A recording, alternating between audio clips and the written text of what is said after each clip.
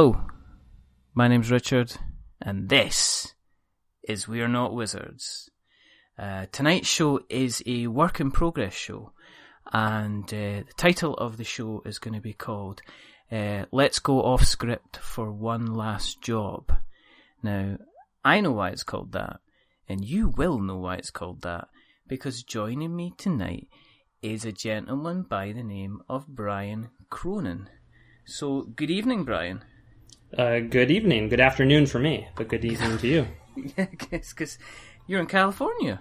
I am. All across the other side of the world. It's almost like the magic of the internet. It is an amazing thing. It's an amazing thing that we're talking in real time and we're not like a news report. Well, I'm going to say, and how are you today, Brian? And then you get the minute silence, and then you go, I'm fine. Oh, that would be interesting to try. Okay. So how are you today, Brian? I'm doing well. Thank you for asking. That's good. So you're from Off Script Games. We brought Brian on because he's going to be talking about his asymmetric heist-based card game called One Last Job, and you can guess kind of potentially what that's about. But Brian loves his cardboard, he loves his tabletop, he obviously loves his card games, and we're going to find out, as normal, a little bit more about the background to that. For everybody who's joining us for the first time, thank you very much for coming on board. The reason that we do this is because we firmly believe that there's quite simply not enough podcasts out there about board games. We have checked, just can't find them. The other reason, the others don't, I obviously don't use iTunes or internet or anything at all. But you are confident there are no other. I am absolutely, as confident as a chocolate teapot. Okay, I've not heard that one. That we don't say that in California, but probably not. Well, probably because all the chocolate would have melted in California before that time. It's true. To solidify. Okay, just to make me feel absolutely jealous because it is raining outside. It is the height of summer in lovely Scotland, and it is absolute. It's like, I don't know. It's like God is crying on us. But what's the weather like in California today, Brian? Well, I'm looking out my window right now. It's currently 1 p.m. here, local time. It is very sunny, not a cloud in the sky. I'd say it's about, I don't know Celsius, but it's about 75 degrees Fahrenheit here. Okay. And are you nice and comfortable, and there's aircon going on, and you have a nice cold drink and everything like that? Some of that. I'm very comfortable, though. Thanks for that. That just makes me feel all the much better. It is actually now, they've launched the lifeboats outside, so we better... You know what? We could use some of that rain still. So is it not very, very, very dry in California? So I'll tell you what, I'll send you some rain if you send me over some of that lovely California sun. I will agree to that, not knowing how to make that actually happen. Well, you have to, you're a programmer, you can make these kind of things happen. I'm pretty sure you can make these things happen. Let's, because what we like to do in We're Not Wizards is we like to kind of jump a little back into the past before putting an eye on the present and then planning out a bank job for the future. So do you want to tell the good people kind of how you got into the kind of the hobby to begin with? Okay, the hobby being board games, I guess. Board games, tabletop, anything along those lines. Sure. I'm fairly new to tabletop gaming in that I've only really started playing board games probably about 8 years ago, which is somewhat new because I know there's a lot of people out there that have been playing for 20 and 30 years. So I kind of got into it right as it was really coming into the mainstream, I'd say, of the modern designer games. And I just had a friend that invited me over, and we played. We played a cooperative Ghost Stories. We played. I remember this was right. Okay, yeah. The Ghost Stories was probably the first board game I played that wasn't in the Monopoly kind of Hasbro genre of games, and it just blew my mind. We lost horribly, I think 2 times in a row because that game is ridiculously hard. Yeah. I just started buying board games after that and went down the rabbit hole and haven't come back up since. What was the first game that you went out and bought yourself then? Do you remember? Yeah, I do. This is kind of a weird one. I mean, we actually had played some board games before. We played party games like Cranium. Yeah. But, not the kind of designer board games. So the first designer board game I bought was a game called Castle Panic. I'm sure some people are familiar with it. Yeah, it's a kind of it's a box that's kind of like you're looking into what appears to be like an open drawbridge, and there's just a couple of eyes kind of sticking out of you in the dark. Yeah, that's it. So it's kind of it was marketed as a tower defense cooperative board game. I like playing the cooperative game first really blew my mind that you'd have this board game you can play as a team against the game was kind of a great idea, I thought. So yeah, I that was recommended on a YouTube video I watched, and I just kind of bought it, and we played that game dozens of times and ended up having to modify the rules to make it more difficult for us. Yeah. And went on from there to all sorts of other games. But that was the first one I think I purchased myself. So, spill your guts then, Brian. How many board games would you say you've got at the moment? Oh, not as many as some. I have a decent kind of closet here in my office that's full of board games that I've contained it all to. And I'm definitely at the point now where if I'm going to buy a game, I'm going to get rid of something. But I think I probably have...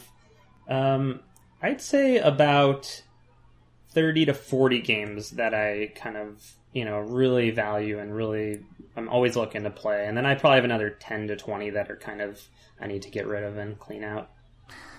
That's a reasonable size. That's a decent size. That's not too much. Yeah. That's not too much. That's not in getting into ridiculous kind of piles of shelving behind you. That's something that you can quite comfortably keep away, if you need to. Part of that is just I've been very lucky to have a good group of friends in the area that have board games. So my friend Jorge has all the board games I could ever want to play, and so I haven't. He's kind of been holding on to the collection, and he just keeps buying them, so I don't need to, and that type of thing. Is he the one that's kind of like, is he the guy that goes like, when he goes Kickstarter, he goes all out? Is he the guy that if there's an Emperor pledge on a Kickstarter game, he'll be the guy that's kind of backing it? He definitely has some disposable income, and I think he's taken it easy on Kickstarters recently, but there definitely was a phase where he was getting, like multiple Kickstarter games in every month, and we had weighed. He still has a just shelf in his house of games that he has yet to play that, really? When I go over there, it's like, let's pull something down from that shelf and play it. But that must be kind of cool, though, because it must be like every day is kind of like, must be rent like a little bit like Christmas round at his house then, if you're kind of turning up. Absolutely. I just went over there last weekend. We played Dark Souls. Okay. I think that was the first time we played that. So yeah, it's fun though. What did you think of Dark Souls then? So, I have never played the PC game of Dark Souls for no reason in particular. Just haven't gotten around to it.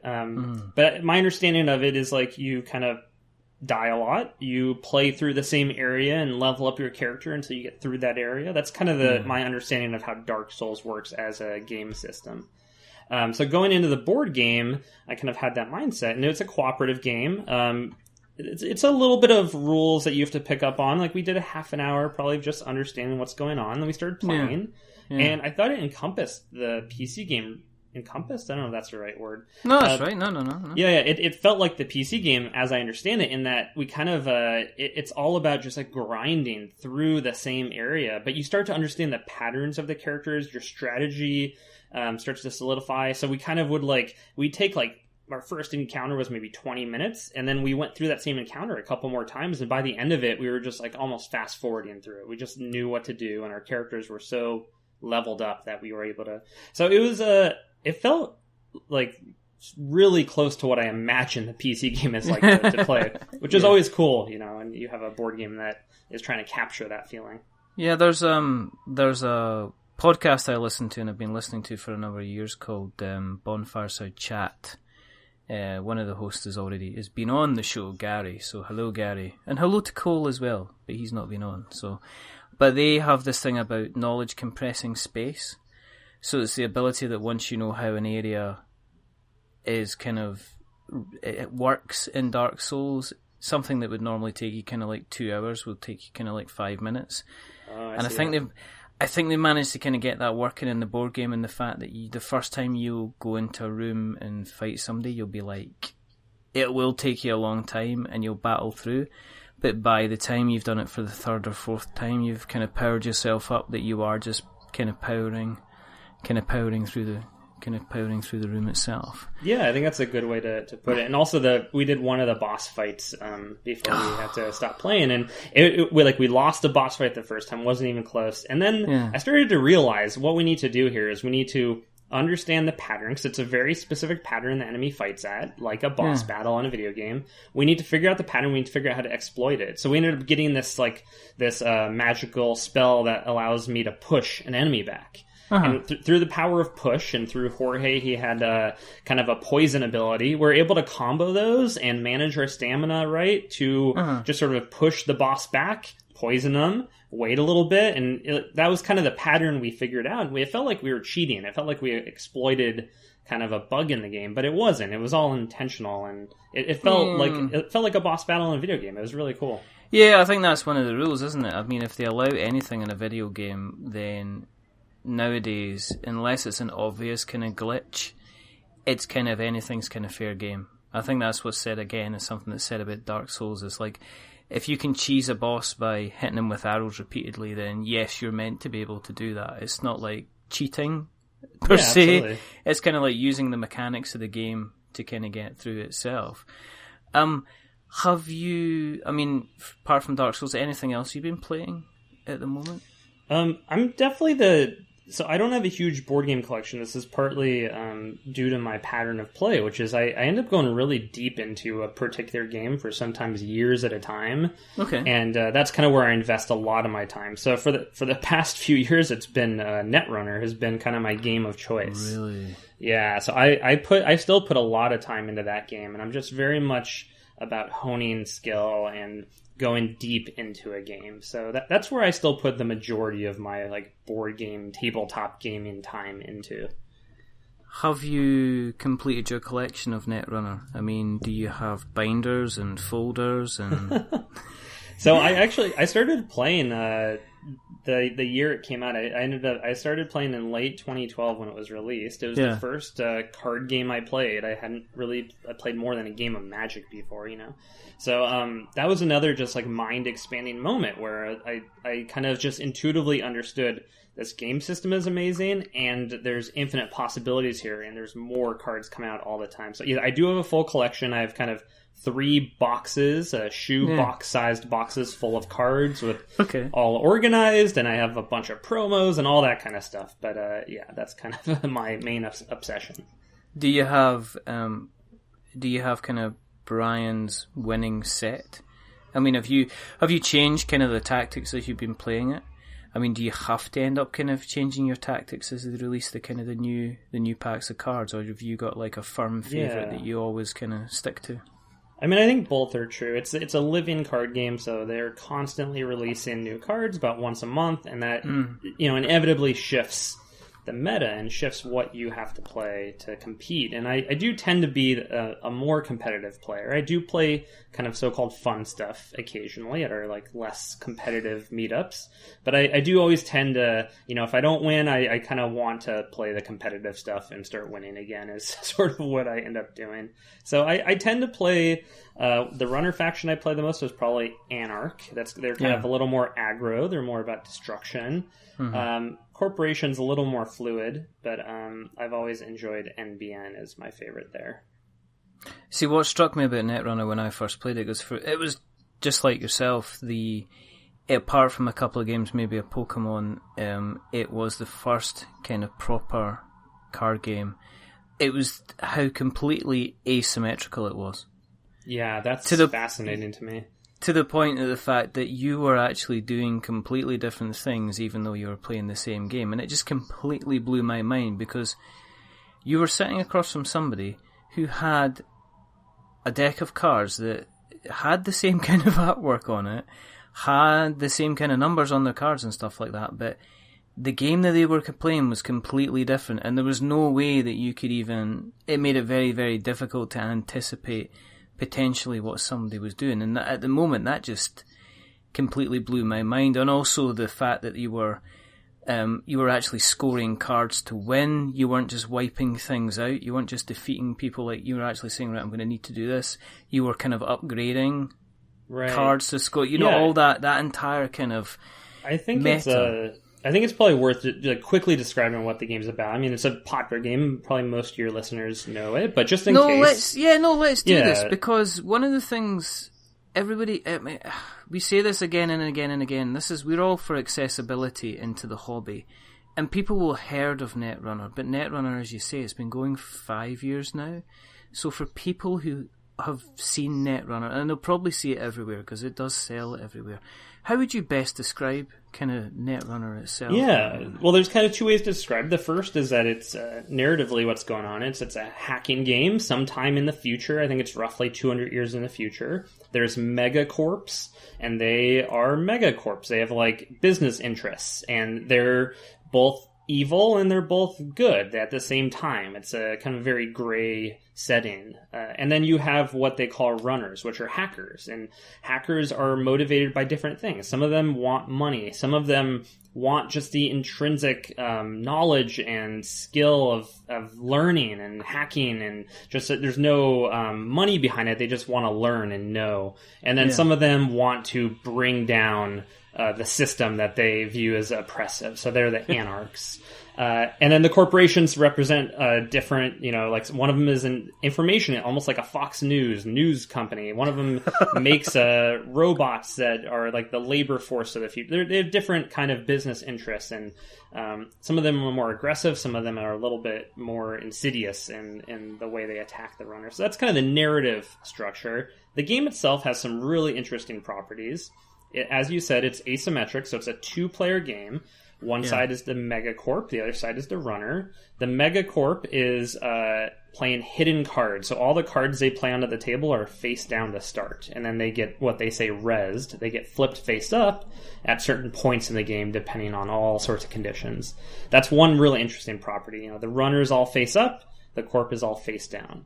Yeah. And then it's asymmetric in that it's kind of an attack and defense game. The runner is generally attacking the corp, and there's kind of a defenses the corporation will play to slow down and stop the runner. And then there's also ways that the corporation can attack the runner. Kind of, if I know where you are and I know you've attacked me, I can send a missile down on your house. And then there's also some ways they can attack you through the net and all this kind of stuff. But that's kind of the high level idea of what's going on in the game. It's one of these games that you can play a basic game and you can sit down and you can learn the rules, and then you could sit down with somebody new and you could both get through and you could get a decent game. But the difference between you seeing somebody playing at a beginner level and probably the level that you're playing at is just night and day. It's almost like a asymmetrical chess. one of you is playing chess and the other one's doing like Formula 1 Grand Prix. Yeah, it does have at a high level of play, it's a very consistent game, I'd say. Even though the main way you win in the game is by scoring these agendas, which are cards in the corporation's deck. The corporation has to do that, and the runner has to do that. And there's variance there. There's maybe 10 of these cards in the 45 card deck. And so the runner's trying to basically find them in various ways. And there's some probability there. But even with that probability and with just the variance of card draw, there's a world champion in NetRunner who's been the world champion 2 years in a row. The people who tend to place very high in tournaments tend to place very high in tournaments again. It's a very consistent game. I think it's also worth pointing out that you touched on this, but most card games I've seen have the basic structure of Magic, where you have creatures or people you play down, and then they're fighting other creatures or people across the table, and then there's this kind of war or battle happening. Most card games operate under that basic idea. There's different economic models, different ways to play cards, but they all have that basic structure. NetRunner doesn't use that structure at all, really. It's a completely different structure for a card game, and that's also one of the things that, for whatever reason, Magic never really spoke to me as a player, and NetRunner instantly did. It's something about that fundamental structure that is speaking to me in the game. Well, I mean, I think, when I played NetRunner, I had, I found it really difficult to pick up and fully understand it, because when I play a game, I like to kind of really understand it, and you just can't pick this game up in like even 4, 5, 10 games. I think you can get the basics, but I think to get into the meta, you've really got to understand. Well, magic's magic. And my continuing feud with Brian Wade regarding what magic is actually like, it's good to hear somebody that, is a big Netrunner champion, and just magic doesn't bite for me either. So, and I've played magic a couple of times, and it's okay, but I can see why people like it, but it's still not my bag. Yeah, no, I totally respect the game. I think that it's an amazing game. What I know of it, and the design work being done there is just crazy. How long the game's been going on, and but it's really just a personal preference, something I can't even fully express in words why I prefer this game over that game, but it's just a fact. What are your thoughts then, the kind of the legacy type of Netrunner? Are you talking about there was an expansion that came out recently that had the kind of Risk Legacy game? Are you talking about okay, yeah, so that was Terminal Directive. That came out, I think a couple months ago. Yeah. I played through it with a friend of mine, and I thought it was fun. It wasn't like, I don't know, the story didn't work as well for me for some reason. Right. I didn't feel as engaged with the story they had set up in Terminal Directive, but the gameplay itself and the little bit of light persistence they built on top of the game was totally fun. If people are interested in Netrunner, I think it's a great place to start, actually. Just get one copy of the core set, buy Terminal Directive, and sit down with a buddy and play through it. It's pretty interesting. So has this, being kind of as involved in Netrunner, because it must be good about Netrunner, because it obviously doesn't take us enough. It doesn't take up an awful lot of space. I mean, it's not like Warhammer or something like that, where you got boxes upon boxes, or even, if you're getting something like, say, Conan or the other Seven Sins, where you've got like 15 boxes to deal with. It's nice that it kind of takes up space. Has playing Netrunner, have you tried other card games and then kind of stepped away from them and went, I'm not kind of sure? Yeah, a little bit. I think just in the early design process for One Last Job, which started well after getting into Netrunner, me and my design partner, we both kind of wanted to just play a bunch of other card games. So we played Conquest, we played the second edition of Game of Thrones, we played the My Little Pony card game. We tried a bunch of stuff. And the closest to that, like, really spoke to me was the Game of Thrones card game. I thought Conquest was really cool too. I don't think I would have gotten into it competitively, but I like the game system. But yeah, the Game of Thrones card game I think is really cool too. But that being said, I think any one person can only really make space in their life for one game like this. So if I had to make the choice between Netrunner and, the Game of Thrones is still, it has a lot of cool things going on, and I absolutely love A Song of Ice and Fire is one of my favorite book series, so it has that going for it. But it still is fundamentally that game system of enemies attacking enemies like this. It does things differently. It's very different from Magic, but it still fundamentally is what it feels like to me. And nothing has come close to Netrunner in terms of just having this completely different take on the card game genre. Have you looked at Ashes, Rise of Phoenix Born? Oh yeah, we played Ashes a good amount. I think it's a really cool system. I'm very bad at the game. The game is, I think, it's too consistent for me. And Adam, my design partner on One Last Job, is very smart, very, very good at games, and I kind of need some randomness, some variance, some luck to beat Adam in games, I think, which Netrunner has just enough of that I can compete. But Ashes, I feel like I'm just like way behind. I have no chance of beating Adam. It's got like fundamentally there's the decks, and you think the decks are going to kind of play the game, and then there's ones that you're thinking, well, I'm going to summon here. And it just doesn't work like Magic at all. Because you've got kind of decks where you've got about 3 characters to summon and that's it. Or you're all spell related. Or the idea of your character is to essentially remove cards from the other player in order to kind of make them lose. And I kind of really, really like the game. I dropped away from NetRunner after a while, but I think that was because there wasn't enough people around me kind of playing it enough. Oh, sure. Yeah. And then me and Colin tried Dice Masters for a little while and really, really liked Dice Masters, but then that fell foul because it was because there was too much chance in trying to get the cards and stuff like that. You ended up spending too much money on packs, and then if you weren't getting the cards you wanted, you had to go to eBay to get the cards that you wanted, and then it kind of fell away. I just really, really love the artwork on Ashes. I'm a big, big fan of the artwork on Ashes. The artwork's incredible. It's all kind of it's very soft artwork. Like there's a lot of fluid shapes, a lot of kind of nebulous gases and feathers, and it's very very cool artwork. Especially the character design is just incredible in that game. And it's bright. And it's white cards as well. And normally a lot of the card art I see is kind of like you've got a wondrous mage at the front, but the background looks like it's, being painted in kind of some kind of earthy grey brown kind of background, so it kind of removes from it, but the Ashes stuff is kind of white. And I am going to keep going on about Ashes in as many episodes as I want to, because I do like it as a game. I like the luck element with the dice. I like having to end up maybe having to make do with what you've got. You can't always guarantee you're going to get the rolls, which sometimes you have to be inventive with how you attack your opponent. So it's kind of interesting.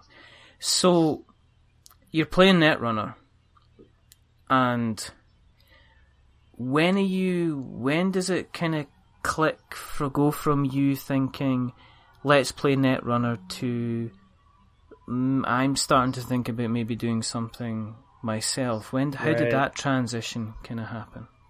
I'd say I've always been I'm always thinking about not just playing games but creating games. I've mostly created computer games, but my mind is always on that level of just there's something in me that drives me to just create a game, and it's nothing I can really rationalize. It's just a feeling I get that I kind of get an itch that I want to make something and dig into some system. So playing NetRunner for a few years, I just throughout that time, I'd also just been obsessed with the idea of a heist. I love heist movies, of course.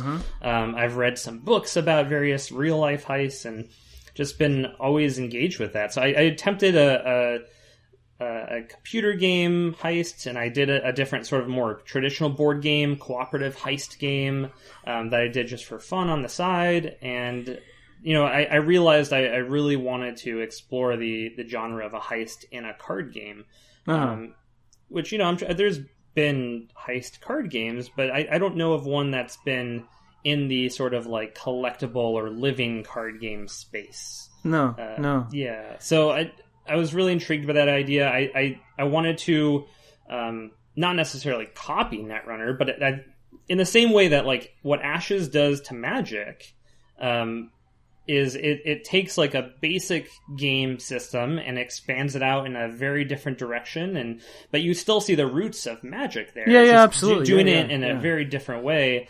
I think there's a lot of space for people to take a game like NetRunner, which again is just this very different genre of card game, and expand it out in some new way. So our game it's rooted in NetRunner in the same way that Ashes is rooted in Magic. But plays differently from NetRunner in various ways that may not be totally easy to explain, because I don't know that everyone has played enough NetRunner to... But I will do my best. So, I mean, the video game or the computer game stuff you've done, has the stuff you've been doing, has that given you a lot of creative choice? I mean, I'm not... if you want to tell the people in terms of the game design stuff that you've been doing, is it game design? You say you're involved in programming, so what are you actually doing in your job? What's your speciality? Sure. So I'm more of a generalist in terms of game programming, so I kind of I'm very good at understanding how to encode a game system in programming. So, a designer or myself might have an idea for a game, and how do we translate that into characters on a screen moving around and doing the things they do? Like, how do we make this weapon system work, given all of our design constraints, whatever. So I'm pretty good at that stuff. I'm just a pretty good generalist. I don't go too deep into like specific physics programming, but I know how to use all that stuff. So I've worked. The big game I worked on was called Natural Selection 2. That was the biggest game I worked on, which is like a asymmetric.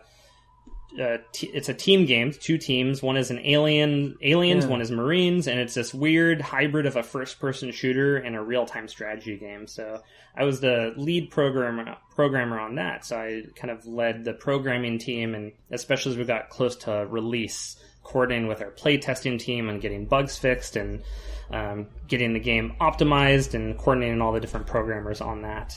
Yeah. And I had my own indie game before that, which was kind of like a Mario Kart type game called Zero Gear.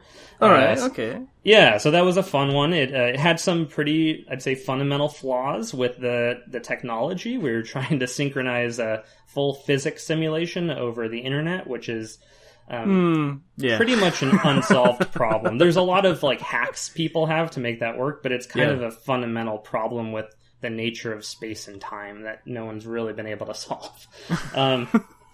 Anyway, I've worked on a lot of smaller games in that period. I was very engaged in game jams where you kind of go somewhere for a weekend and make a game with a group of people.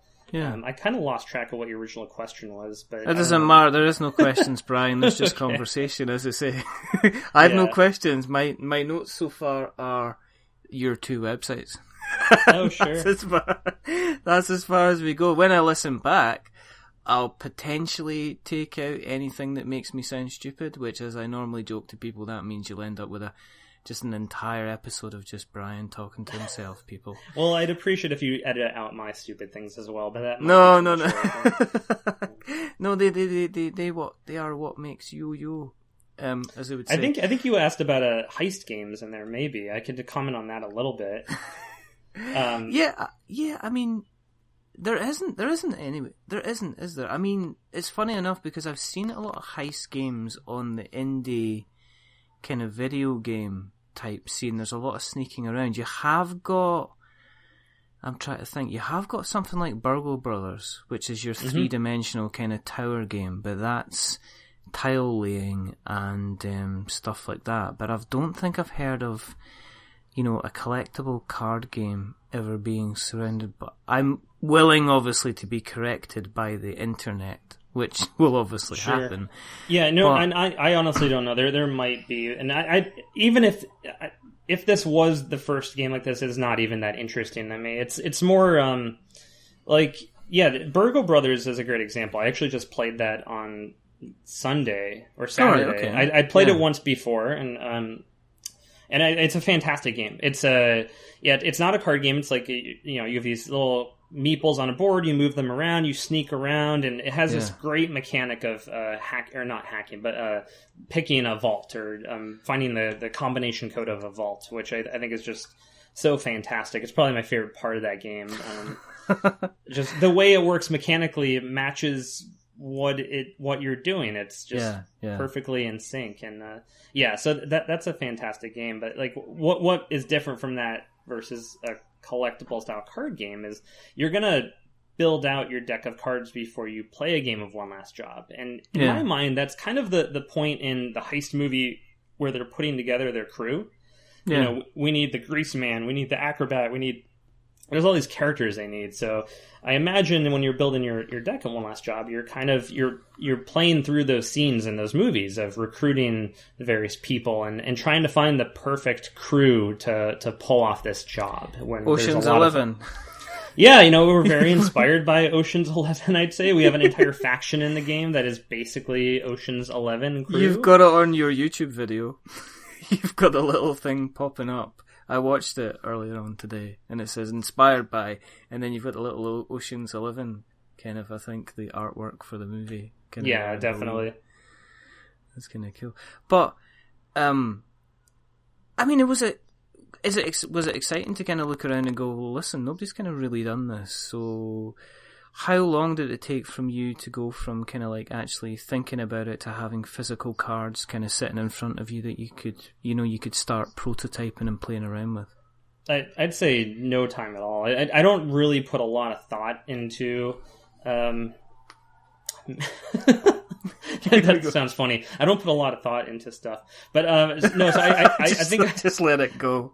Yeah, I just let it go from there. Right. I don't put a lot. I kind of I had been thinking about this game in particular for probably a few months, and things kind of lined up where I kind of was coming off of a project. Things were opening up. I was feeling like I think I might want to try something on my own again. Rather than being hired to do something. And this just kept being an obsessive thing in my mind where I was like, I really want to just give it a go of making a card game. You know, how hard could this be, right? And that's famous last words there, Brian. No, it's not that hard. It just takes about like a year and a half of full-time design. That's all. But it's not that hard, right? Well, why haven't you done 2 games already? Why aren't we talking about the second game that you've designed? Yeah. So, I didn't have a specific game system or anything. I literally brought a bunch of blank cards that I got off of Amazon.com, a great website I recommend everyone checking out.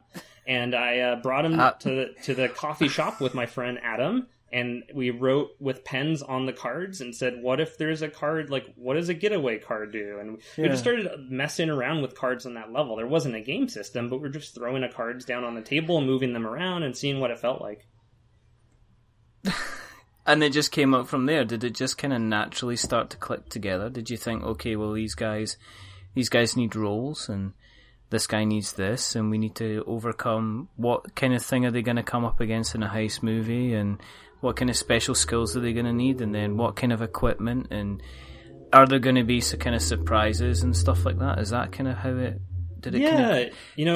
We like to joke that it's not really a joke. We like to joke that we kind of designed about 3 or 4 separate independent games throughout this process, and each of them had various pros. And there was a version of the game that we thought was fascinating, and it was just like, it was really fun to play, but we would play a game. It would take like 2 hours, and at the end of that, we couldn't play the game again because we were so fatigued mentally. It was too chessy. It was too, the thought was so deep to play that game that we needed to adjust it. It was not right for a card game that we were trying to build.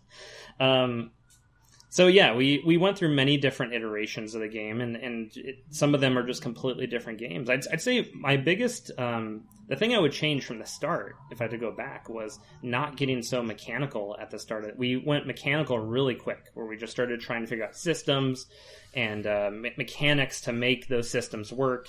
I would have held off on that a little bit. I would have tried to stay just on the emotional level a little bit longer and just figure out what are the emotions we're trying to evoke here with this card game before going too deep on the mechanics. Is that not the NetRunner part? Because if you were embroiled in NetRunner, then you would be sitting there and going, okay, I'll ice this, I'll do this, do that, do the next thing, then score this agenda. I guess if you're kind of like trapped in that kind of thought, it must have been difficult to kind of get away and think, well, I know the intricacies of the meta of one game, so if we start off with the intricacies of the meta in my own game, is that kind of how you ended up?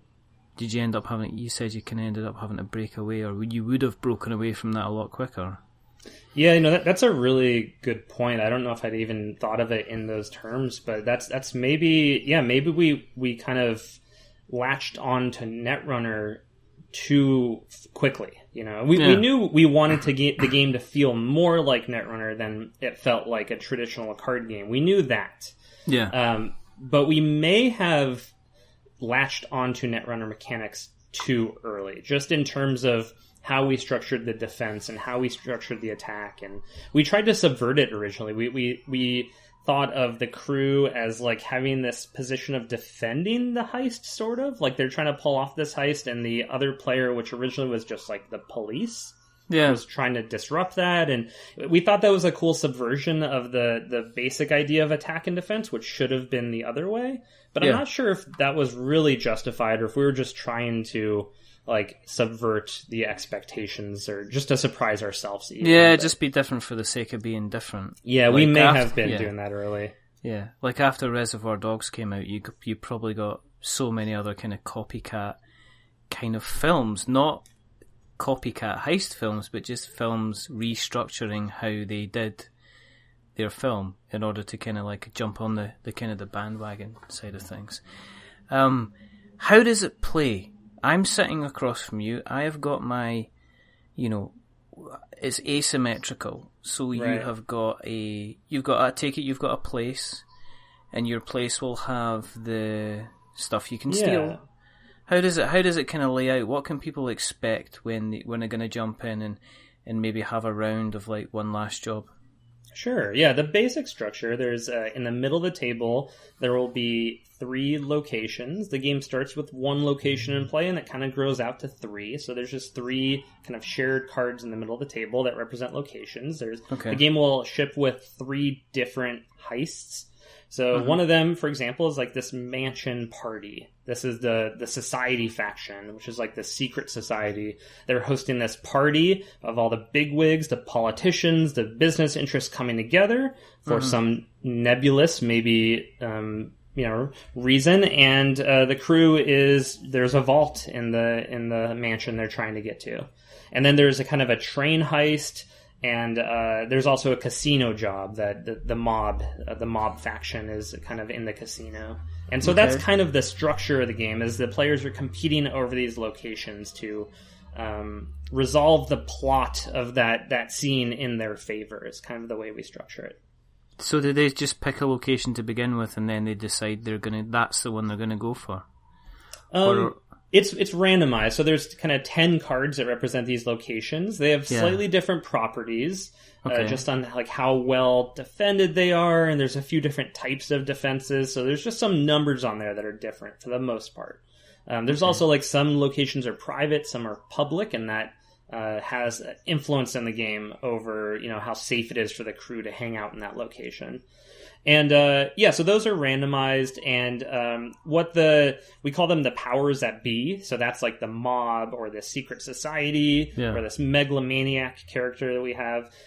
They are the powers that be, and they are trying to influence these scenes towards their ends. So they might be transporting, in the case of the megalomaniac, maybe he's transporting some nuclear weapons, or the secret society are trying to, gain influence over politicians, whatever. And that's what they're trying to do. They're doing that independent of what the crew is doing. So the crew, if they don't do anything, the powers will just kind of build their influence out and win the game. And the crew is really just this disruptive force that's... that's kind of the structure.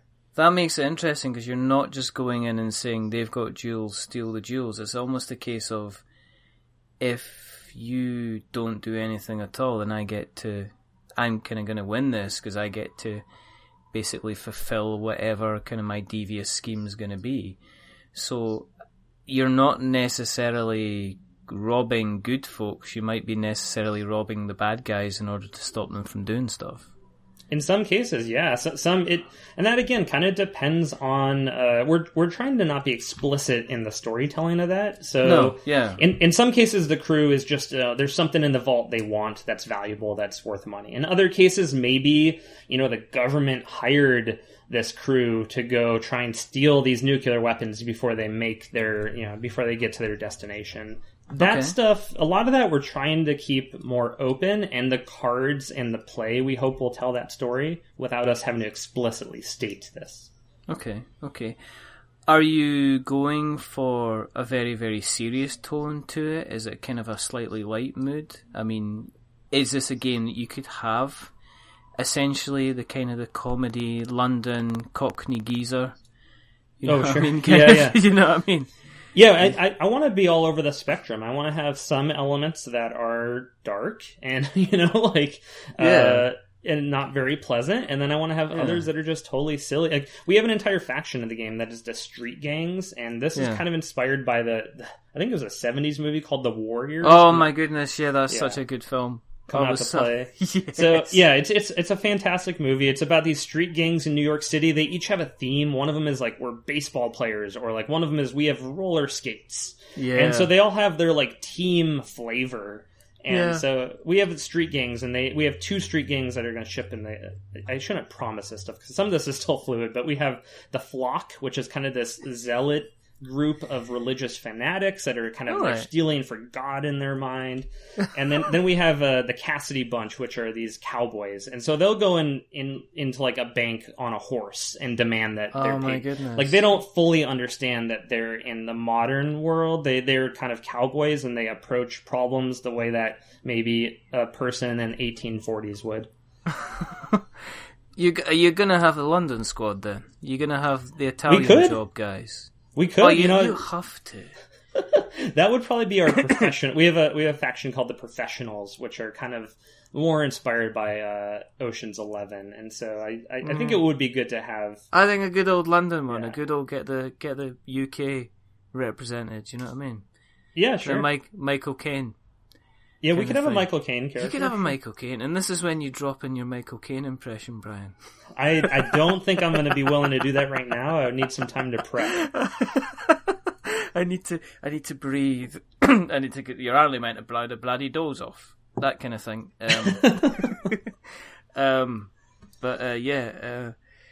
This is, I don't know, this kind of all of a sudden is very, very interesting. In terms of the collectible stuff, it could be just the different gangs. Okay, so you've got your gangs together. Is there then prep stuff? Do you then decide on the equipment that you're going to take, or is it a kind of equipment on site kind of thing? It's the way the deck is structured. I mean, both sides have slightly different cards, but both sides have people. We call them actors are on the power side, and then we have operatives. Operatives are on the crew side. They're both just people. Those are your primary kind of ways to interact. That you need operatives. You don't necessarily need actors, but you certainly need operatives to attempt these operations that you're pulling off as part of this bigger heist. So the game, there's a lot of little operations that add up to the full heist. If you think of a heist movie, they're always having to like go scope out some building, steal a key card from a guard. Those are all smaller operations. So the crew deck has operatives. They also have items. So there's a wide variety of items, anywhere from like a lasso for the cowboys. There's some traditional kind of like lock picking tools and tranquilizer guns and getaway cars and all that kind of stuff that operatives can equip. And so you kind of attach those cards onto the operatives, and now you're kind of upgrading that operative with some new ability or more capacity for skill, which is what they use as sort of a resource to, get through challenges in the heist. Yeah, I've seen on the video you've got an interesting point where you're using kind of like meeples or counters, and they're getting used in order to get past kind of certain things that come up that are drawn on the cards, because I'm right, when they've selected their equipment and when they've got to decide they're going to try and get past a particular area. Now that could be like a camera or a locked door, and they've got to use certain skills to do that. But in order to get past that, they've then got to allocate almost like skill points, these little kind of meeples or counters you were using. See, I did watch the video. I believe it now. There you go. I'm not just saying it for like I watched 30 seconds. But then once they get through, then you've got it's almost like they get to pick from a set of face down cards. You can't really see what's going to happen, and then you could turn over a card, and then that could trigger kind of like an event. It could be alarms going off, or it could be that something happens that affects a piece of equipment. So there's kind of so what this all kind of represents is the crew has the ability to prepare as much as they want. You're not forced to engage in these operations. You can just build up the whole game if you want, but again, the powers will just score out while you're doing that. So you're kind of always on this timer, like the shipment is going to be made, the party's going to end, and you have a window of time where you need to execute your plan. So it's a race in that regard. You're trying to set up and prepare and mitigate for all these things that could happen. You have a little bit of information. You're like, well, we know there's 2 guards there. We don't know exactly what they're equipped with. We don't know, but we can kind of like mitigate to some extent. We could be like, okay, we're going to go in. We have this character here. This operative is really good at sneaking past guards. So we're going to send that operative in, and we're going to give that operative some lock picking tools, which they won't be able to deal with a big lock, but they can deal with like a small thing they might come across. And okay. So you can, it's very fluid in how there's a lot of, you can be very risky if you want, or you can try and build up and be very certain. And it's just, that might change game to game. You might need to respond more quickly in some games, and you might need to slow down and build up something bigger in another game. It just totally depends. So are the actors or the bad guys kind of winning? Is that just based on a number of rounds? The more rounds that you leave it, then the more likely they are to fulfill their particular kind of plan. It's based on so there's these, we call them resolutions. So that you mentioned, there's a deck of cards at each scene. There's about 5 of them at a scene, and the crew is trying to find the resolution to that scene. Okay. So it kind of represents that they're going to go into that scene and they're looking for that key card, or they're looking to put the USB stick into the server. And as they're doing that, they might run into some unforeseen problems. There might be a security camera that they have to kind of wait to sneak by or whatever. And in other cases, they'll just kind of sail right in and things will work out. And so that's that kind of probability, and there's always a little bit of luck involved in any heist. You just read about real life heists, and most of them go horribly wrong. It's not even close. And then the ones that succeed, it's usually because they got extremely lucky in one way or another. Yeah.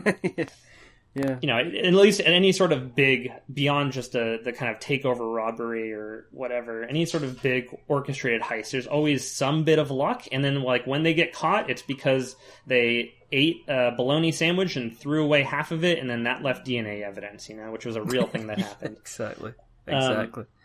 And I lost my train of thought because I got excited about thinking about heists. No, it's fine. I mean, as I say, there is no scripts. We're just making it up as we go along. Off script, right? Well, always, off script, as you said. I mean, otherwise you would have called your company, measured and well planned. Yeah, that's not really my style. No. In terms of the base set, now, are you going to be shipping this out with a lot of the different kind of groups available, or are you a base game with a couple of kind of actors and operatives in it? I mean, what's the plan for kind of release? Sure. The plan right now, and I say that because, things are fluid and who knows, but what I really want to do, and what it's looking like we're going to be doing, is we'll have just this core box that people can buy. And the game, I want to stress, the game, we would like to expand it over time, and it would be in like a fixed model, not randomized. But we would like to do that, but that's unknown. There's a lot of factors somewhat beyond our control that will influence that. So the core box will be complete. Like we're balancing it in itself.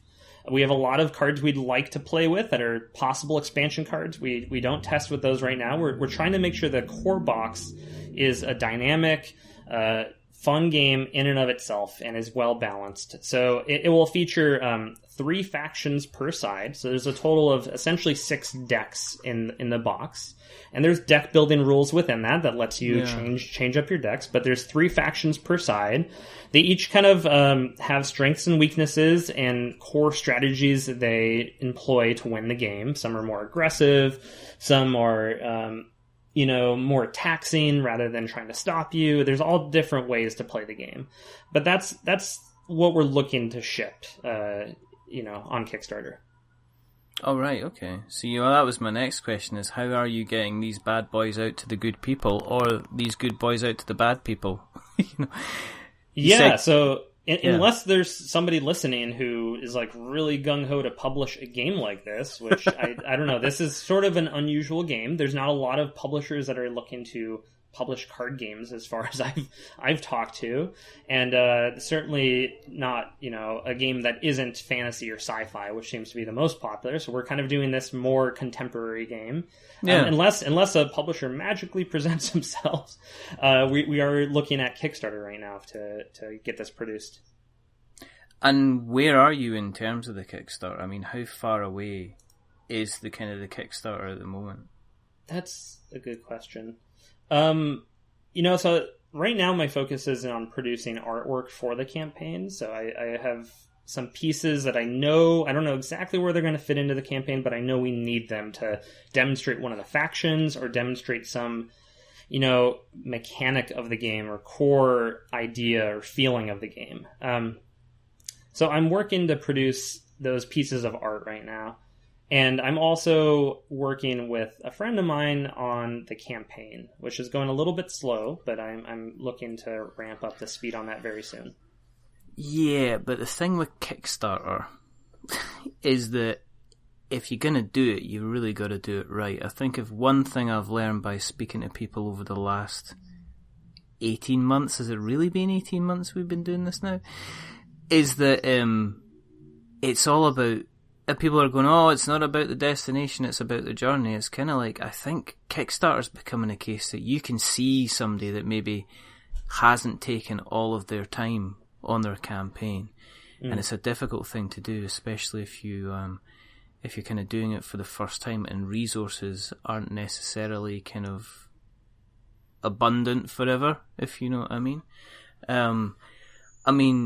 Have you got a rough idea even of when it might be going out there? Yeah, I definitely want to put it up this year. Yeah, okay.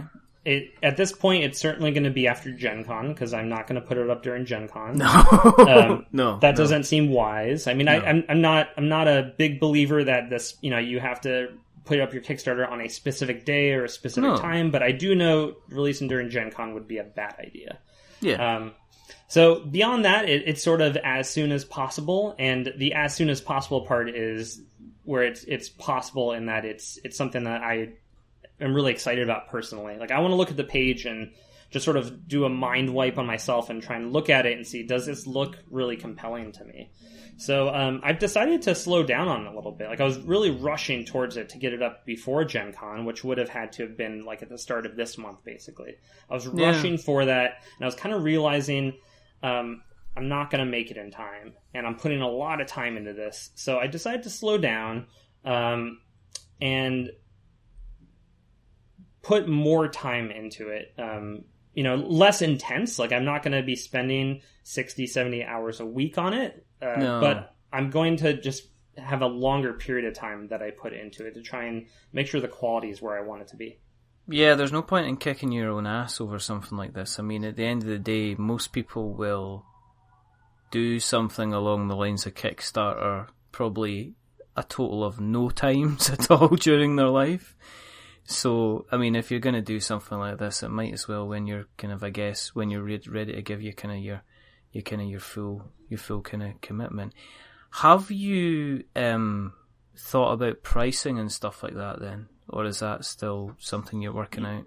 Yeah, so I'm not very good at business stuff and money stuff. I'm pretty good at programming, and I'm okay at design, right. And I'm really good at NetRunner. But beyond that, I'm joking, but I am actually pretty good at NetRunner. I've no doubt you're very, very good at NetRunner. Do you know what I mean? Because it'll be good. We could play sometime over Skype, and you could teach me. Yeah, sure.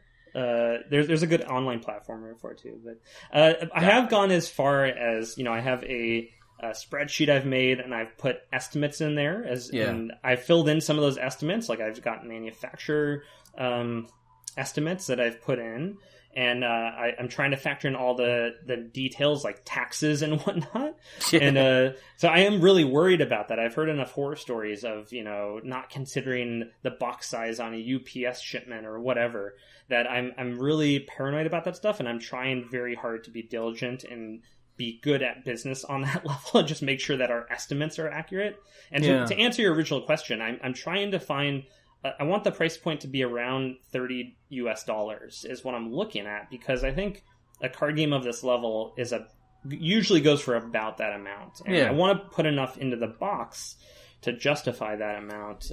I hope the game itself is worth that, but I want to make sure there's enough cards in there and enough variety that people see that as being valuable, worth that money. It's kind of interesting that you say you don't know what to do. I mean, I am part of a UK Kickstarter group, which is the greatest irony, because I have no intention of ever creating a Kickstarter, except maybe for There was two we've joked about. One of them was called Greeks in Space, which is about people who are part of the Greek Space Authority trying to get enough money together to be able to land their rocket back in Greece. Oh, which was this is a modern setting. I thought you were gonna go for like Greeks, 2,000 years ago. After what Lords of Helios just pulled out the bag, I don't think so. Did you see that Kickstarter? I did not know. Oh, it was like imagine the kind of the gods of ancient times, but kind of being like robot representations, and it did about something silly like about $2 million or something on Kickstarter. I can't even imagine how that works, but I'm fascinated. I'll have to go look that one up. You'll have to go and look at that. That was quite interesting. But that was what was it? Who was I speaking? I think it was Ed. Who was speaking with about Everdark recently, and we came up with that idea. But there's another idea that we came up with, me and Ian Schofield, which was dungeon patisserie, which was basically it was something to do with collecting ingredients in a dungeon in order to make cakes. Oh, that's a great idea. Yeah, I know. And so, the more are you looking for flour, or are you looking for dungeon-related things? I think you're looking for dungeon-related kind of items, and you get different levels of ingredients, and you can either go for normal cakes, or you can go for super-duper pastries, kind of thing.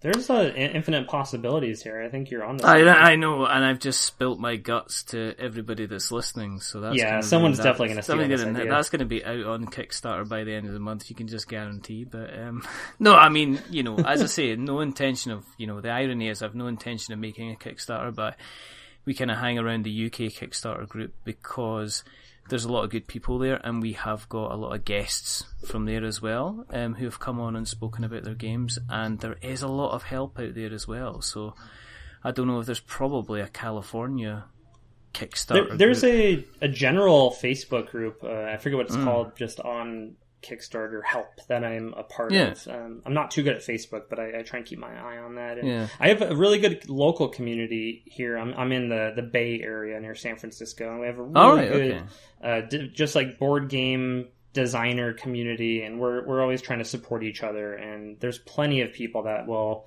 at least be able to give me feedback on the campaign. So I feel very well supported in that regard. How many other people have played? How many other people have played the game then? Well, I don't know. We've done hundreds of play tests, but most of those are, between myself and Adam. But yeah, that's a good question. I mean, dozens. Beyond that, I don't really have a good idea of how many individuals have played. Okay. And is the plan to do... I mean, you must have a million different things to be thinking about, especially if you're thinking about kind of launching the Kickstarter. Do you have other games after this? Is this your sole focus just now, or has this kind of lit a fire underneath you to think, actually, we could maybe do this as a card game, or we could maybe do this as a mini game, or has it think, well, actually, maybe this as a video game might kind of work? Has that kind of got the creative kind of thoughts flowing in your head? Yeah, originally I was thinking this would be a digital card game. So that was my original idea with this. And some of our design work, especially early on, was with some of those constraints. Yeah. Like no interrupts and things like that you see in Hearthstone.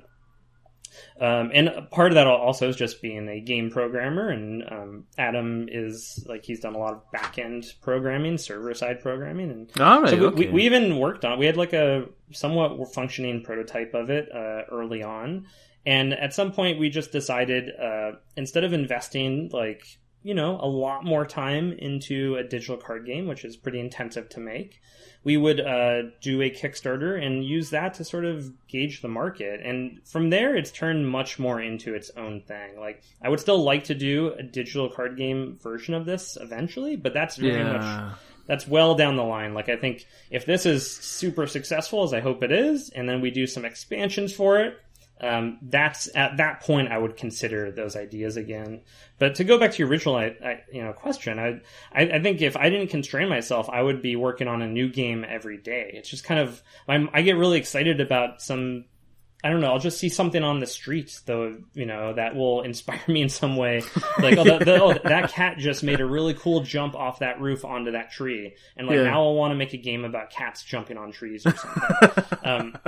That's just, like, my brain. I think it's very common where designers you always want to just be jumping into the next thing, because it's difficult to actually finish a game is, like, very challenging, any sort of a game.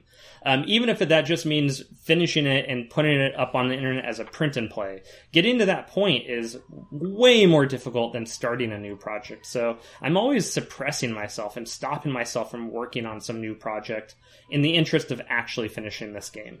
That's kind of where I'm at. No, I mean, when we had Andrew Burkett on from Atheris Games, and he was talking about, he did one game which was Cul-de-sac Conquest, which is about houses, and then his next game after that was Mutant Crops, and then he was talking about sock ghosts and, T-Rexes, and, sock ghosts is ghosts that steal socks, and then, Sure.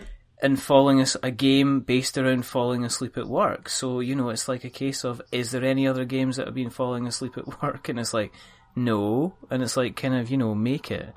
Bez, who's a friend of the show, she's doing a game called Blether, and blether is a Scottish term which basically is what I do, which is talk too much and don't breathe enough kind of thing.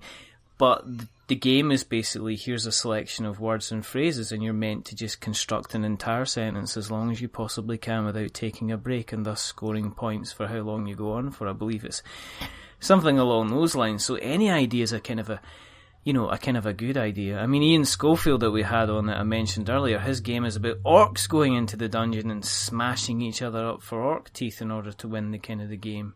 There's kind of different games all the time.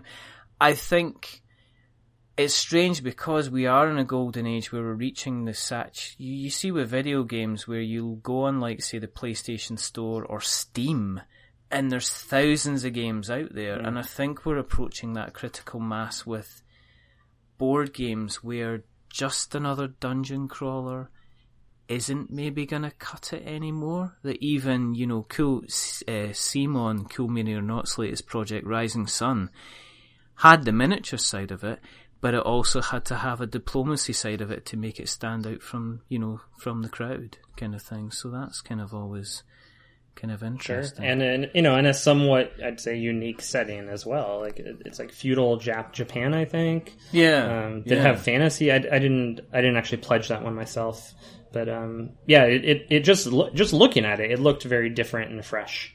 Yes. Yes. Which is always good. And then we've got things like the Grim Forest coming out, which looks absolutely amazing. As I say, Lords of Helios, I kind of almost went for it, and then I went, come on, my children need shoes. Board games are good, but shoes are very good. Shoes and lunches are quite good, and especially if it's raining this much in Scotland, then obviously the kids need a jacket, kind of as well. So it's something I remember just thinking about your original question of, are there other projects, whatever. Yeah. I heard this thing, and it really resonated with me that, people, if you have some project you're excited about, it doesn't have to be a game. It could be whatever. Maybe someone's into poetry. Like, I'm going to write a book about poetry, and I'm really pumped about this. I read that if you tell people about your aspiration for a project, it has like this psychological offloading quality where you feel like you've accomplished whatever that project is just by telling people you want to do it. And so you shouldn't tell people what projects you aspire to work on. So I don't know if that's true. I've heard there's been studies or whatever, but it made sense to me. And so I do have other projects that I kind of work on the side, and I have all these aspirations, but I don't ever really talk about them for that reason, which is maybe silly. But and I also just try to limit the amount of time I work on those, because I could be putting that time into one last job. Yeah, I suppose. I mean, the last thing that I ever did that was I went around the office and said, "You just wait, I will do a board game podcast," and I stormed off. And you did it, though. Yeah, I know, but that was after them. It was pretty much people saying, "So is it? Do you have a wand when do you dress up as a wizard when you're playing D&D?" And it's like, we we don't do wizards. We never play as wizards, and that's where the kind of the name for the show kind of came from. One Last Job sounds fascinating. It's kind of the NetRunner connection has pricked my ears up. The fact that I've not really heard many kind of heist games kind of going about, if any, has kind of pricked up my ears as well. So if, like me, there's people out there that are interested in keeping an eye on what you guys are going to be doing, whereabouts can they find you on the internet webs, basically? Sure. Yeah, I'd say that the best way is if you're on Twitter. I'm very active on Twitter. You can follow my personal account at Brian G. Cronin. And then we also have a Twitter account for the game, which I believe is just at One Last Job. I don't remember. I think it is. I'll tell you what, let's check it live. Yeah, live sure. and direct. And this is all, you could go to our website, onelastjobgame.com. Yeah. And all this stuff is linked from there, of course. But that's the best way. We also have a mailing list you could find on that website that I've not even sent out yet. I'm kind of waiting until we have something more concrete about the Kickstarter. But that's another good way to just stay in touch. So the Twitter is One Last Job Game. Okay. With the little @ sign in front for people that aren't aware. And that's how Twitter works. I really am a big fan of Twitter. I'm on there daily, and if anyone wants to just message me on there and have a chat, I'm definitely up for it. I could send you my NetRunner decks if you want to see those. Hey. I have some pretty dumb ones that I've been brewing, so there's a lot of fun there. Now, there's an opening line if I ever heard one. Would you like to see my NetRunner decks? But only to certain people. I don't say that to everyone. This has been a lot of fun, Brian. Yeah, thanks.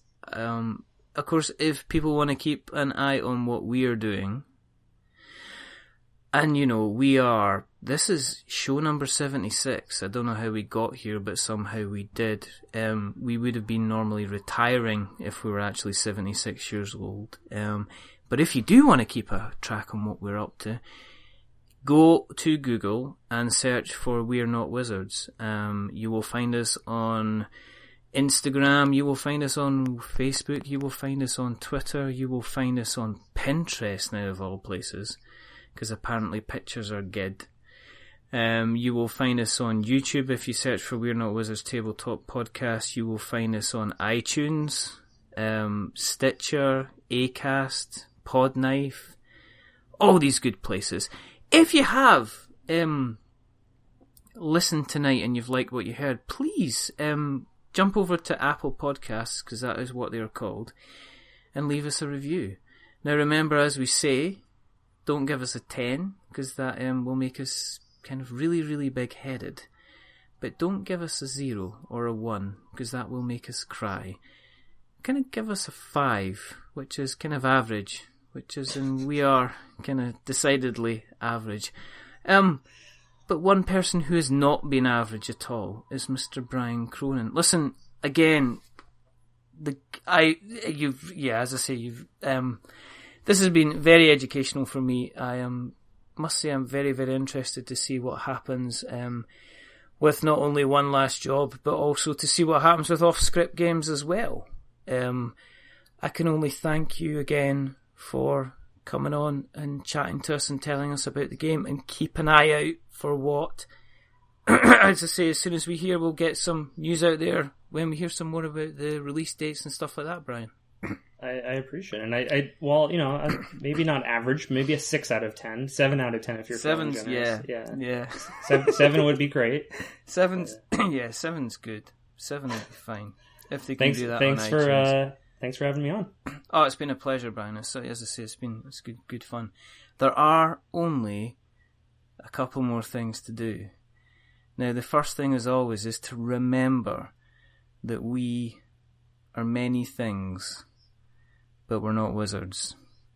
Are we wizards, Brian? I'm certainly not. I am definitely thinking about robbing a bank now. I'm just... Good idea. I'm just being honest. I've got my deck of cards here. I think I could just walk in here and say, look, I've got a card that's got a safe cracker, a shotgun, in my and reading, a tranquilizer gun. I probably shouldn't be saying this, but in my reading, like, the chances of someone succeeding in their first bank heist is very high. Like, the amount of people that get away, just your first time going into a bank with a gun and saying, give me money, your chances of getting away are pretty high. But, like, if you keep doing it, you will get caught. But, that's just a fact. Do with that what you want. So it's a goodbye from Brian, the crime enabler, Cronin. Say goodbye, Brian. You're about to go down for a long stretch. Goodbye. And it's I can't believe you just... Guys, don't go and rob banks. It's true, though. Just statistically, it's true. You know that 87% of statistics are made up on the spot. Oh, that's really interesting. That's really true. And it's a goodbye from me, because it looks like I'm obviously will probably get done as an accessory. Yeah, definitely an accomplice. Definitely an accomplice. Remember, stay away from safes. Roll sixes. Listen, the smart one, the clever one, the funny one, the guy that's just come out of jail, the girl that's capable of doing everything. You want these type of people on your crew, and then that'll suit you out. But remember and take along a Brian, because without your Brian, you won't have anything else in your one last job. But until the next time, it's a goodbye. So say goodbye, Brian. Goodbye, Brian. And it's a goodbye from me. Goodbye.